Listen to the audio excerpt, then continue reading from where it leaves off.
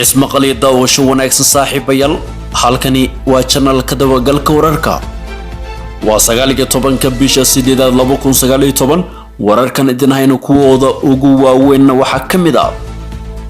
xog ku saabsan sirdoonka Kenya oo u hanjabay musharaxiinta ka soo horjeeda Axmed Madoobe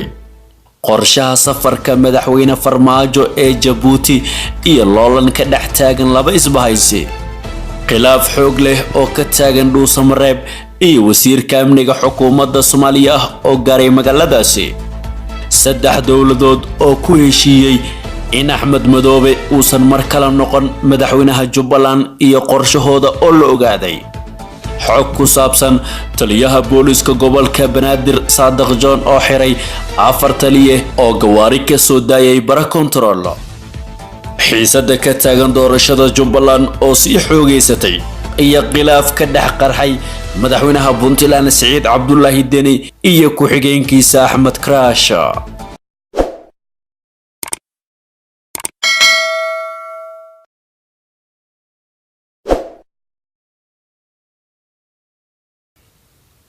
intii hore saaxiibayaal waxay ahaayeen qodobada ugu door koran warka channelka dabagalka wararka haddii aad ku cusubtahay ku soo biir channelkan adigoo subscribe saarayo kamid noqo saaxiibada joogto oo hel 24 saac wararka halkan aan ku baahino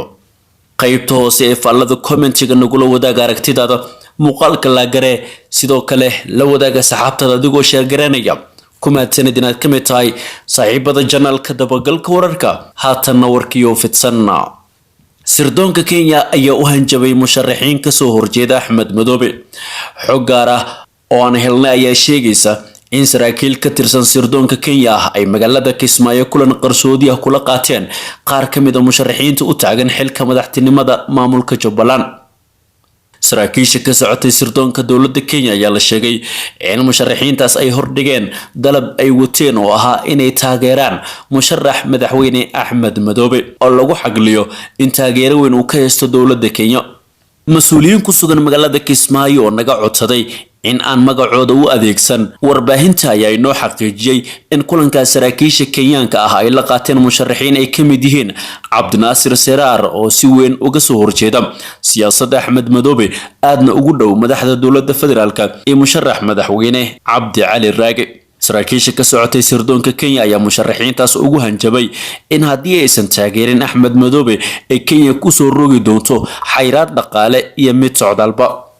waxaa xusid mudan in musharaxiinta loo hanjabay ay yihiin kuwa lagu xaglinayay in ay taageerayaan madaxda dawladda dhexe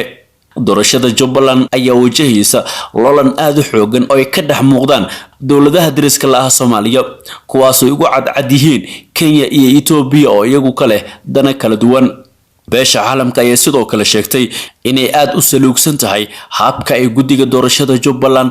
ay u wadaan howlaha doorashada haddii aan wax laga bedelina ay Jubbaland ku weynayso taageeradooda dhinaca kale madaxda dawladda dhexe oo iyagu aan tagi karin magaalada Kismaayo ayaa ku goodiyay inaysan aqbali doonin natiijo kasta oo ka soo baxda hawsha ka socota Kismaayo dawladda dhexe ayaa sheegtay in qorshaha uga degsan doorashada Kismaayo uu yahay in marka hore Kismaayo lagu qabto shir dib u heshiisiin dhanka kale muxuu yahay qorshaha safarka madaxweyne Farmaajo ee Djibouti iyo loolan ka dhex taagan laba isbahaysi madaxweynaha Soomaaliya Maxamed Cabdullaahi Farmaajo iyo wafdi uu hogaaminayo ayaa gaaray magaalada Djibouti ee caasimadda dalkan walaalaha nahay ee Djibouti halkaas oo garoonka diyaaradaha uu ku soo dhaweeyay ra'iisul wasaaraha dalkaasi Cabdulqaadir Kaamil Maxamed madaxtooyada Soomaaliya ayaa safarka madaxweyne Farmaajo ku sheegtay in uu qaadan doono 2 maalmood lana kulmi doono madaxweynaha Djibouti Ismaaciil Umar Geelle oo martiqaaday sida ila wareedyo lagu kalsoon yahay ay u sheegeen channelka dabagalka wararka safarka madaxweynaha ayaa qayb ka ah loolan siyaasadeed oo u dhaxeeya laba isbahaysi oo kala ah dalalka geeska Afrika oo dhinaca iyo kuwa bariga Afrika ee la baxay ururka East African Community ururka East African Community waxa xubno ka ah Burundi Kenya Rwanda South Sudan Tanzania iyo Uganda Farmaajo ayaa isku dayay in Djibouti uu ku soo biiriyo isbahaysiga ay horey u sameysteen Ethiopia, Eritrea iyo Soomaaliya waxaana dadaalkan qayb ka ah ra'iisul wasaaraha Ethiopia Abiy Ahmed haddii Djibouti ay ku soo biirto isbahaysigan waxay 4 dal doonayaan inay kaalin xoogan ku yeeshaan dhaqaalaha bartamaha Afrika iyagoo ka faa'iideysanaya dekedaha Soomaaliya hase yeeshee waxa ugu muhiimsan ee hadda taagan ayaa ah loolanka loogu jiro kursiga aan joogtada ahayn ee golaha ammaanka ee qaramada midoobay oo isku haystaan dalalka Kenya iyo Djibouti kaas oo loo tartamayo 21 bishan. dalalka geeska Afrika ayaa doonaya in kursigan ay hesho Djibouti waxaana dadaalka farmaajo qayb ka ah in Djibouti laga dhaadhiciyo inay isbahaysigu ku soo biirto iyadoo taa beddelkeed dalalkan ay taageeri doonaan dadaalka ay ugu jirto inay hesho kursigan. si gaar ahna Ethiopia ayaa saameyn xoogan ku leh arrintan. Soomaaliya ayaa dhinaca kale dan gaar ah ku qabtay in kursigan ay hesho Djibouti iyadoo haddii Kenya ay hesho ay uga faa'iideysan karto loolanka dhinaca badda ee ka dhaxeeya labada dawladood iyadoo Kenya isku dayayso in ay qaadato qayb ka mid ah badda Soomaaliya. dhinaca kalena khilaaf xoogan ayaa ka taagan Dhuusamareeb iyadoo wasiirka amniga xukuumadda Soomaaliya uu gaaray halkaasi. wasiirka amniga xukuumadda federaalka Soomaaliya Maxamed Abuukar Islow Ducaale ayaa safar degdeg ah ku tagay magaalada Dhuusamareeb ee xarunta maamulka Galmudug. safarka wasiir Islow aan faahfaahin laga bixin waxa uu ku saabsan yahay ayaa ku soo aadaya iyadoo gudaha magaalada Dhuusamareeb uu dagaal xoogan ku dhaxmaray ciidamo ka kala tirsan booliska iyo nabad sugidda Galmudug. warbaahinta ayaa ogaatay in wasiirka amniga xukuumadda Soomaaliya ay hogaankii hore ee Ahlusunna si degdeg ah kaga dalbadeen in uu ku soo gaaro magaalada Dhuusamareeb waxaanu dalabka Ahlusunna ee wasiirka uu salka ku hayaa khilaaf xoog leh oo ka dhashay dagaalkii ka dhacay Dhuusamareeb. dagaalkaas ayaa dhexmaray ciidamada booliska Dhuusamareeb oo wali ka amar qaatay Sheekh Shaakir iyo Macalin Maxamuud iyo ciidamo nabad sugid ah oo loo xilsaaray sugidda ammaanka goobta lagu qabanayo shirka waxaana amarka loogu xilsaaray uu ka soo baxay wasaaradda amniga xukuumadda Soomaaliya. ciidamada nabad sugidda ee ka howlgala Dhuusamareeb ayaa si toos ah uga amar qaata wasaaradda amniga gudaha waana arinta la rumaysan yahay inay ka careysan yihiin hogaanka Ahlusunna. xog gaar ah oo helnay ayaa sheegaysa in madaxa xukuumadda Ahlusunna Sheekh Maxamed Shaakir uu kulan isugu yeeray saraakiisha ay ka amar qaataan ciidanka nabad sugidda ee ku sugan magaalada Dhuusamareeb isla markaana uu ka dalbaday inay gacanta u soo geliyaan askartii nabad sugidda ee dagaalka la gashay ciidanka booliska Dhuusamareeb.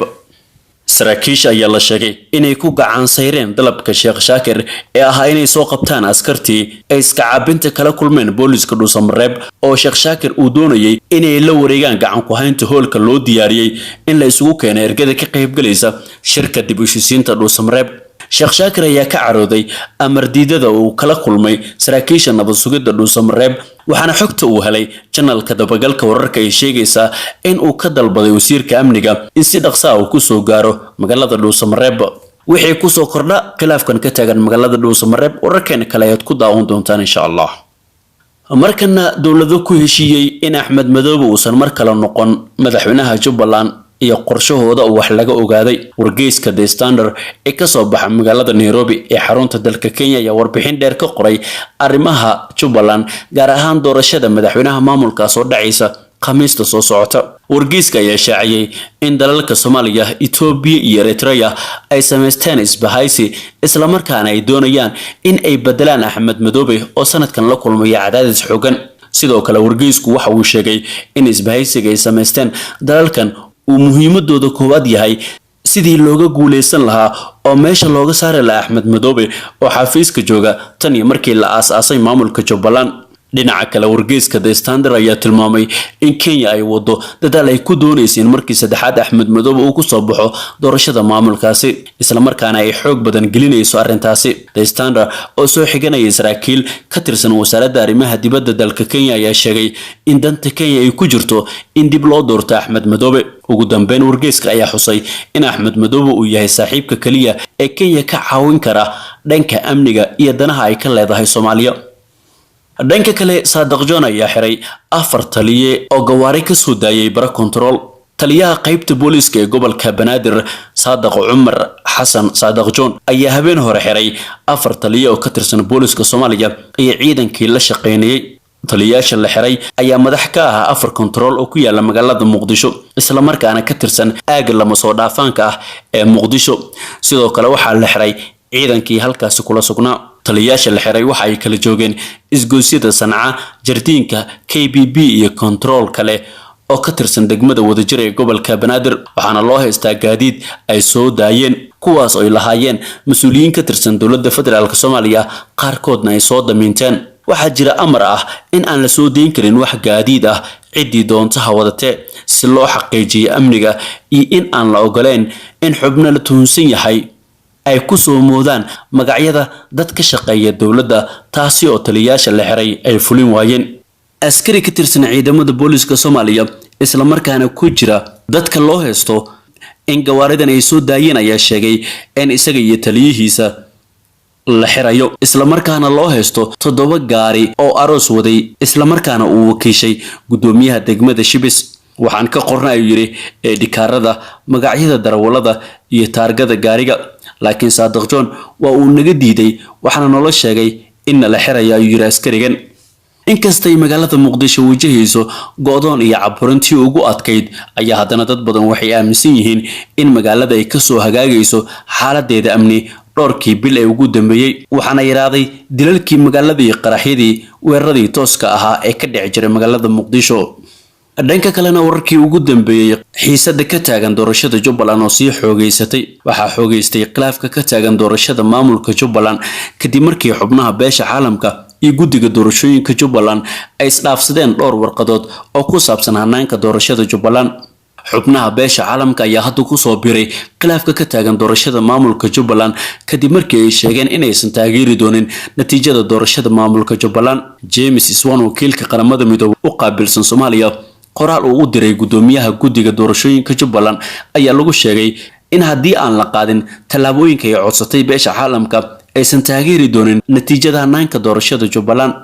guddiga doorashooyinka iyo xuduudaha dowlad goboleedka Jubbaland ayaa soo saaray warqad ay ugu jawaabayaan qoraalkii ka soo baxay wakiilka qaramada midoobay ee arrimaha Soomaaliya James Iswan qoraal ka soo baxay guddiga doorashada ayaa mar kale lagu faahfaahiyay geedi socodkii doorashada guddiga iyo howlaha doorashooyinka iyaga oo beeniyay in aysan dhaxdhaxaad ka ahayn kadib markii hore loogu eedeeyay inay wax aglinayaan musharax gooni ah oo ah Axmed Madoobe waxaa sidoo kale xusid mudan in wasaaradda arrimaha gudaha xukuumadda Soomaaliya ay sharci darro ku tilmaamtay habkii loo soo xulay xildhibaanada baarlamaanka maamulka Jubbaland guddiga doorashooyinka Jubbaland ayaa ku adkaystay in hanaanka ay wax u socdaan hadda ay sax yihiin isla markaana 22 bishan ay dhici doonto doorashada madaxweynaha maamulka Jubbaland guddiga ayaa taageero ka helaya xildhibaano ka tirsan golaha shacabka iyo aqalka sare kuwaas oo maalmihii ugu dambeeyay ku sugnaa magaalada Kismaayo ugu dambeynna khilaaf ayaa ka dhex qarxay madaxweynaha Puntland Siciid Cabdullaahi Deni